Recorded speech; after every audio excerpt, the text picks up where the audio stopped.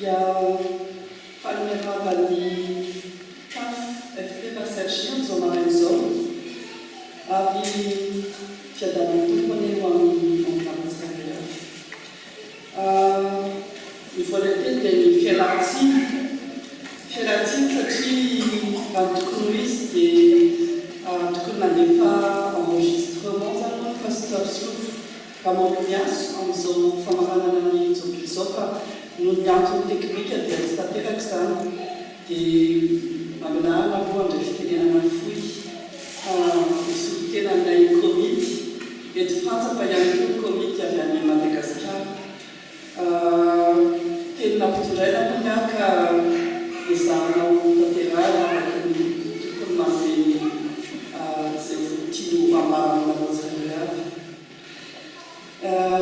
Voalohany indrindra aloha dia mirava ny TAF FP Maserchi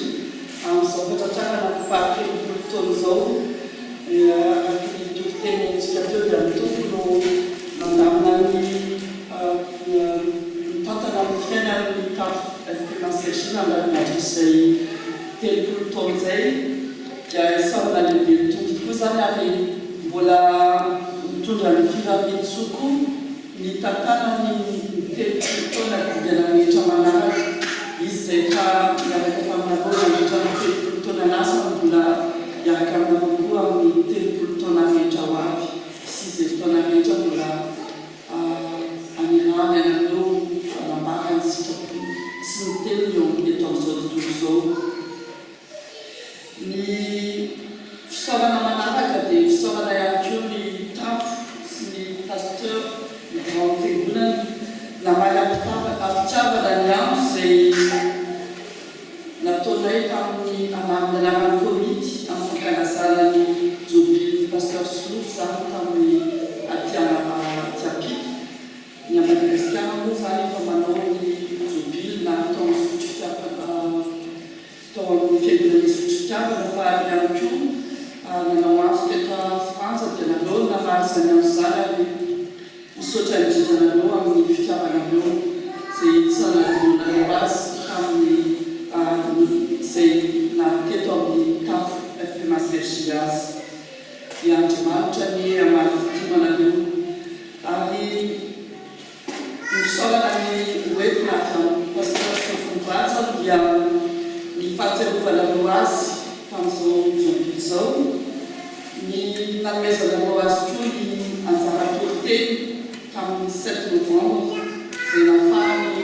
mifandray vatanataonareo tamin'ny alalan'ny Zoom nahafahany mitondra ny tenin'Andriamanitra teto aminareo dia fahatsiarovana izy dia tsy fahatsiarovana fa fahatsiarovana ranasa ka nanaovana vatarakitra ho amin'izy ireo azy mivady mandritra ny volana novembre dia misaotra nareo indrindra izy amin'izany fahatsiarovana arahinasa natonareo izany. Ary ny teny farany nampitondrainy dia ny firarian-tso ho an'ny mivavaka rehetra eto amin'ny CJ sy ho an'ny ankohonana tsirairay avy dia mifampivavaka ozy izy mba samy ho hita tsy manatsiny amin'ny fiaviana Andriamantsika. Dia izay rahana ny teny azo ambara fohy izay mifaranako amin'ny teny ao amin'ny Hébreu toko fahaenina andininy fahafolo ny teny hoe fa Andriamanitra tsy mba tsy marina anadino ny asanareo sy ny fitiavana izay nasehonareo voninahitry ny anarana raha nanome olona masina ianareo sady mbola manompo ihany.